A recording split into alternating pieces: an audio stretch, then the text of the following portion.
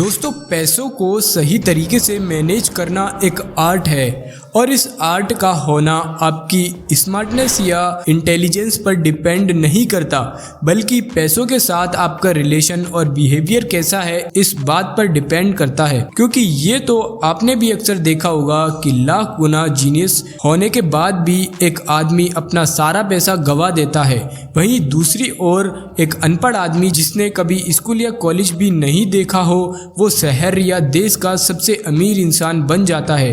पर ऐसा क्यों होता है? इसका जवाब है मनी के साथ आपका रिलेशन कैसा है। तो चलिए इस वीडियो में मैं आपको 3 कमाल के रूल्स बताऊंगा जो रियलिटी में आपको एक रिच पर्सन बनने में हेल्प करेंगे। तो इन रूल्स के बारे में जानने के लिए बने रहिए हमारे साथ इस वीडियो के एंड तक। तो चलिए शुरू करते हैं। Number 1, don't waste your money. Author बोलते हैं कि अपने स्ट्रगल के दिनों में वो एक होटल में काम किया करते थे। उस होटल में एक कस्टमर था जो रेगुलरली आया करता था। वो पेशे से एक टेक्नोलॉजी एग्जीक्यूटिव था। उसने अपनी यंग एज में ही बहुत सारा पैसा कमा लिया था, लेकिन दिक्कत ये थी कि मनी के साथ उसका रिलेशन बहुत ही ख़राब था। वो पैसे की बिल्कुल भी कदर नहीं करता था। वो हर समय अपने पास नोटों के बंडल लेकर घूमता और शराब के नशे में धुत रहता। वो जहाँ भी जाता हर जगह अपने पैसों और अपनी अमीरी का दिखावा करता। हद तो तब हो गई जब एक दिन उसने अपने दोस्तों को नोटों की गड्डियाँ पकड़ाई और कहा कि जाओ इन सभी को गोल्ड कॉइन्स में कन्वर्ट करा के लेके आओ। जब उसके दोस्त उन पैसों को गोल्ड कॉइन्स में कन्वर्ट करा कर लेके आए तो उसने डिसीजन किया, चलो अब हम सभी समुद्र के किनारे चलते हैं। और वहाँ पर पहुँचकर उस व्यक्ति ने एक गेम शुरू कर दिया कि जो इन गोल्ड कॉइन्स को समुद्र में ज़्यादा दूर तक फेंक देगा वो आज के इस गेम का विनर माना जाएगा। ऑथर कहते हैं कि जिस भी व्यक्ति का मनी के साथ ऐसा रिलेशन है, फिर चाहे वो दुनिया का सबसे इंटेलिजेंट, स्मार्ट और अमीर व्यक्ति ही क्यों ना हो, एक ना एक दिन वो बैंक करप्ट हो ही जाएगा। दूसरी तरफ ऑथर एक रोनाल्ड जेम्स नाम के व्यक्ति की स्टोरी बताते हैं जो अमेरिका के एक गांव में रहने वाला साधारण सा व्यक्ति था। उसने अपनी लाइफ के 17 ईयर्स तक एक स्वीपर और 25 ईयर्स तक एक गैस स्टेशन पर मैकेनिक के रूप में काम किया। लेकिन जब 92 ईयर्स की उम्र में उस व्यक्ति की मृत्यु हुई तो उसके चर्चे अमेरिकन मीडिया में ही नहीं बल्कि पूरे वर्ल्ड में थे। इसका रीज़न ये था कि मरते समय रोनाल्ड जेम्स के पास करीब 58 करोड़ की संपत्ति थी, जिसमें से 42 करोड़ की उसने मरने से पहले चैरिटी कर दी थी और बाकी के 15 करोड़ अपने बच्चों के लिए छोड़ गया था। जब इस केस के बारे में अमेरिकन इंस्टीट्यूशन के द्वारा छानबीन की गई तो पता चला कि रोनाल्ड को फाइनेंस की कोई नॉलेज ना होते हुए भी उसने अपना पैसा ब्लू चिप फंड में इन्वेस्ट किया था और इतने समय के बाद पावर ऑफ कंपाउंडिंग की वजह से उसका ये छोटा सा इन्वेस्टमेंट इतने बड़े अमाउंट में कन्वर्ट हो गया। ऑथर कहते हैं कि ये आपके ऊपर डिपेंड करता है कि आप मनी के साथ कैसा रिलेशन रखते हैं। Number 2, no one is crazy. इसे एक एग्जाम्पल के थ्रू समझने की कोशिश करते हैं।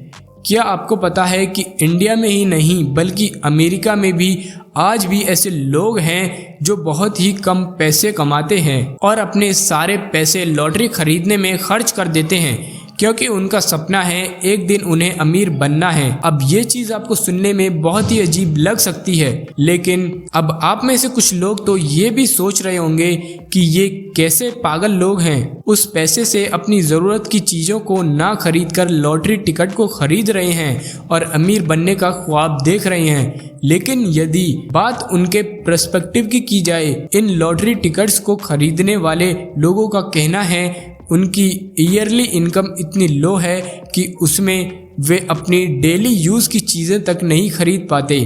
ऐसे में खुद का घर, गाड़ी, अच्छी एजुकेशन, लग्जरीज, ये सब चीज़ें उनकी हैसियत से बहुत ही आगे की चीज़ हैं। इसलिए उन्हें लगता है कि लॉटरी ही उनको जल्द से जल्द अमीर बनाने की आखिरी उम्मीद है।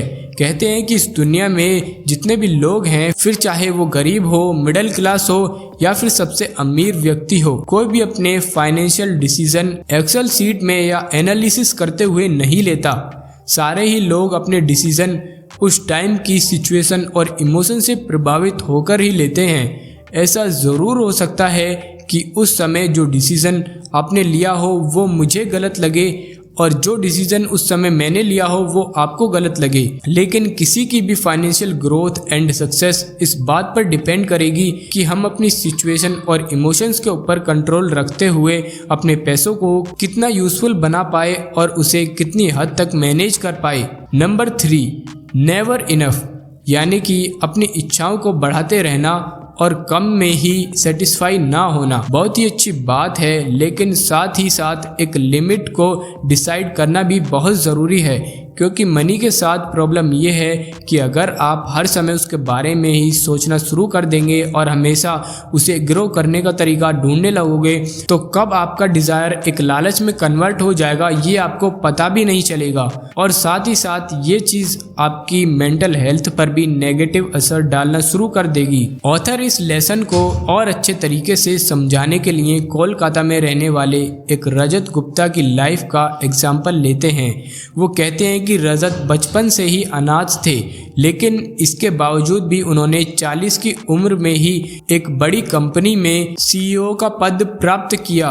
उनके पास 2008 के दौरान कुल $100 मिलियन थे, जिसे वो चाहते तो बैंक में रखकर इंटरेस्ट इनकम के जरिए बैठे बैठे सिर्फ कुछ समय में ही 10 लाख कमा लेते। लेकिन रजत को लगता था कि अभी भी उनके पास इनफ मनी नहीं है, अभी उनको और ज्यादा अमीर बनना है। उस वक्त वो गोल्डमैन इन्वेस्टमेंट बैंकिंग कंपनी के डायरेक्टर थे। उनके पास इतना पैसा होने के बावजूद वो लालच में आ गए और उन्होंने ज़्यादा पैसा बनाने के लिए इलीगल रास्ते अपनाना शुरू कर दिए। वो जब भी उनकी कंपनी की बोर्ड की मीटिंग होती तो उसमें प्रेजेंट रहते और जैसे ही मीटिंग ख़त्म होती वे बाहर जाकर मीटिंग के सीक्रेट डिसीजंस को लोगों को जाकर बेच देते। ऐसा काफ़ी लंबे समय तक चलता रहा, लेकिन जब बोर्ड ऑफ डायरेक्टर्स को ये बात पता चली तो उन्होंने रजत के खिलाफ केस कर दिया। जल्द ही कार्रवाई हुई और उन्हें दोषी करार देते हुए कोर्ट ने उन्हें गिरफ्तार कर दिया। ऑथर रजत के इस एग्जाम्पल से हम ये बताने की कोशिश कर रहे हैं कि फाइनेंशियल गोल्स को सेट करना, उनको पाने के लिए मेहनत करना और अंत में उन्हें पा लेना बहुत ही अच्छी बात है, लेकिन अपनी भूख को बढ़ाते जाना और उसे ऐसे लालच में कन्वर्ट कर देना कि आपको पता ही ना चल पाए कि आपके पास इनफ पैसा है, ये आपकी फाइनेंशियल लाइफ के साथ साथ आपकी सोशल लाइफ को भी बर्बाद कर देगा। और ये बात आप भी जानते हैं कि ऐसा स्कैम 1992 में हर्षद मेहता के साथ भी हो चुका है। तो दोस्तों, उम्मीद है ये वीडियो आपको बहुत ज़्यादा हेल्पफुल लगा होगा। अगर हाँ तो इस वीडियो को लाइक करके चैनल को सब्सक्राइब ज़रूर कर लेना।